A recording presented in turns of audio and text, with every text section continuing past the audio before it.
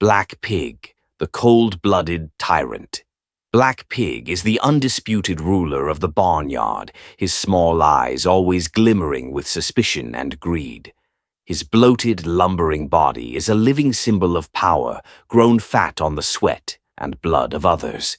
He never lifts a hoof to work, yet proclaims himself the brain that alone decides the fate of the farm. Black Pig is a master of deceitful rhetoric, turning exploitation into shared responsibility, twisting injustice into a new kind of fairness.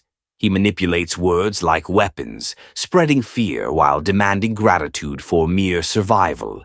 In truth, he has no ideology, only an endless appetite. His obsession is a fuller trough, a rounder belly. Haunted by the fear of rebellion, he forges harsh laws and surrounds himself with loyal hounds. Black Pig is the embodiment of dictatorship, cowardly yet brutal, masking insecurity with violence. Yellow Dog, the greedy lackey. Yellow Dog is the very definition of opportunism. He is neither clever nor principled, but sly and quick to sense where power lies. Fed on scraps from Black Pig's table, he repays with absolute loyalty. His bark is ferocious, his fangs bared at the weak, but when standing before his masters, he grovels low, tail between his legs. His thunderous barking is nothing more than a mask to hide cowardice. He thrives on bullying, finding pride in tearing down the powerless. But behind the snarls lies emptiness. Yellow Dog has no convictions, only hunger. His loyalty is shallow, measured by the next bone tossed his way. Should the flow of scraps stop, he would whimper and crawl to the feet of a new master. He is the living image of petty enforcers, cruel to the people, servile to the throne. Blue Dog, the fanatical enforcer. Unlike Yellow Dog, Blue Dog is not driven by scraps of meat, but by blind devotion.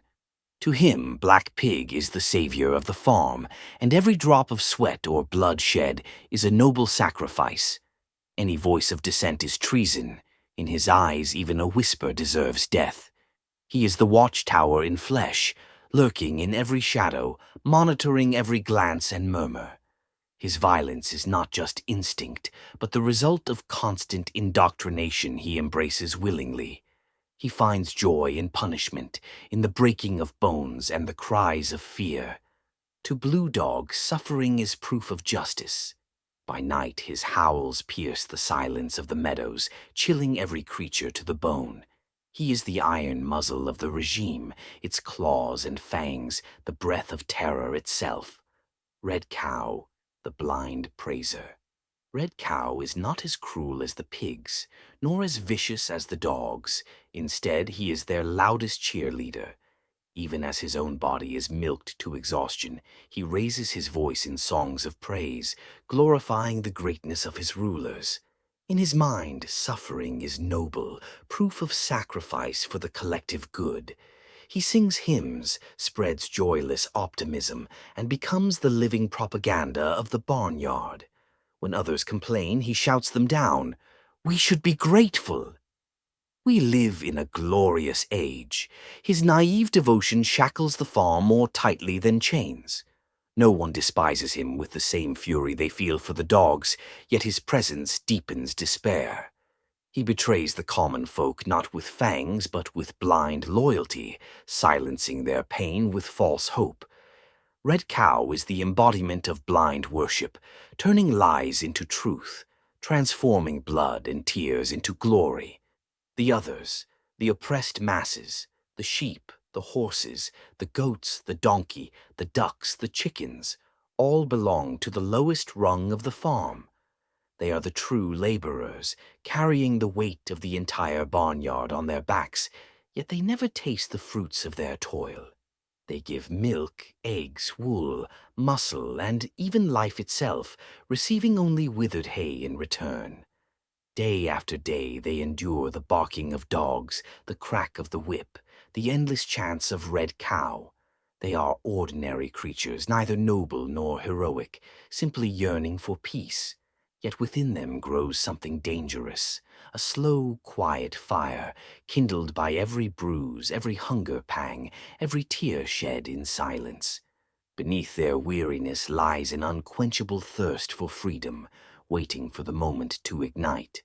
They are the soil in which tomorrow's revolution will take root. Prologue.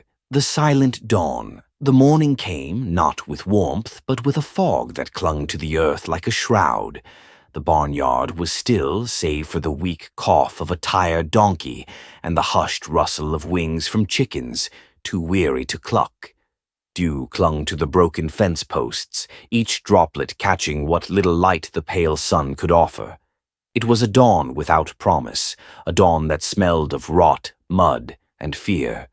For in this barnyard no creature awoke with hope anymore. They rose only because they had no choice. Above them, on the hill where the mud was rich and soft, the black pigs slept heavy and satisfied, their bellies rising like bloated drums.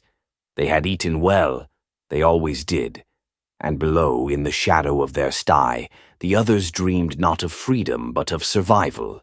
Chapter 1. The Rise of the Black Pigs. Once, long ago, though long ago in the memory of beasts is shorter than that of men, the barnyard had been different. The hens clucked proudly when they laid an egg and were allowed to keep it for their chicks. The ducks swam in the pond, catching what fish they could. The goats grazed without chains, and the donkey carried loads only when asked kindly by the farmer's children. It was not a paradise, but it was balance. Then the farmer was gone. None remembered why. Some said he vanished in the night, fleeing debts. Others whispered he had been struck down by sickness. But when his boots no longer echoed in the yard, a void appeared, and into that void stepped the black pigs. They had always been clever, too clever for their own kind. With oily snouts and cunning eyes, they gathered the barnyard together. They spoke of freedom, equality, and a new order where no whip would fall again. "You have labored for the farmer," croaked the oldest of the pigs, known as Great Black. "And what did he give you? Hunger, chains, death. But under us, you will be free. We will share everything." The animals had believed. How desperately they had believed. Even the tired donkey, who knew better, had whispered to himself, "Maybe this time." So they followed. They let the pigs write laws on broken boards. They let the pigs decide who would sleep where, who would eat what, who would lead and who would obey. At first it seemed fair. At first the pigs ate only a little more, worked only a little less. But soon the truth showed its teeth. The laws began to change. One morning a hen noticed the writing on the barn wall was not the same as before. She squinted and read aloud, "All animals are equal, but the black pigs are more equal." The dogs, who once played with the goats and chased butterflies in the meadow, were now given collars and chains of iron. Their fur was painted, green for some, yellow for others, symbols of loyalty. They grew lean and hard, their eyes cruel. No longer friends, they became enforcers, and from then on, fear settled into the marrow of every creature in the yard. Chapter 2. The Law of the Yard. The new laws came not as whispers, but as thunder. Each dawn the green dogs would bark through rusted megaphones, their voices echoing against the wooden barn. "Wake! Work! The yard belongs to all, but the pigs rule for all." And the yellow dogs would patrol the sleeping quarters, snapping at any who moved too slowly. Their teeth found flesh more often than food. The decrees were carved deep into mud-stained boards. Every drop of milk belongs to the pigs. Every egg belongs to the pigs. Every back must bend, every hoof must lift, every wing must flap for the pigs. To question the pigs is to betray the yard. The animals obeyed because disobedience meant pain, or worse. The hens laid until their bodies sagged, their feathers falling like dead leaves. The ducks swam until their wings cramped, bringing fish they were never allowed to taste. The sheep stood trembling while their wool was stripped too soon, leaving them shivering in the night. The donkey pulled loads that would have broken an ox. Once a young goat dared to bleat, "Why do we give all and keep nothing?"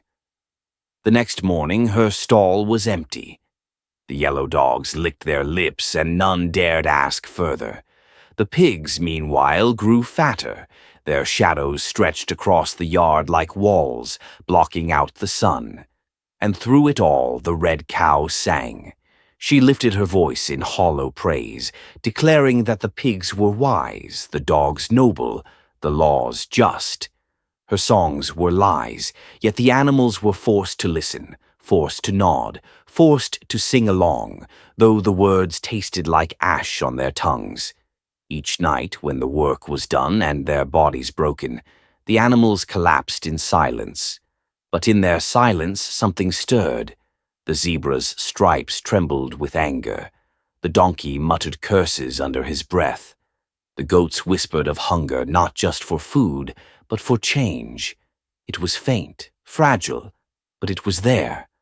The first spark of rebellion hidden beneath layers of mud and fear. The barnyard lay in silence under the pale glow of the moon. The black pigs feasted behind locked gates, their snorts echoing like drums of greed. The green and yellow dogs prowled along the fences, teeth bared, eyes burning, guarding a tyranny built on fear. Red Cow's tired voice still rang in the night, chanting hollow praises into the dark, but beyond the watchful hounds, in the dim corners of the barn, whispers stirred. The sheep huddled close, eyes wet but burning with something. The donkey stamped a hoof in defiance. The goats, once timid, even the ducks and chickens, though fragile, leaned closer, their wings trembling not from fear. The revolution had not begun, but the night had learned a secret it could no longer keep.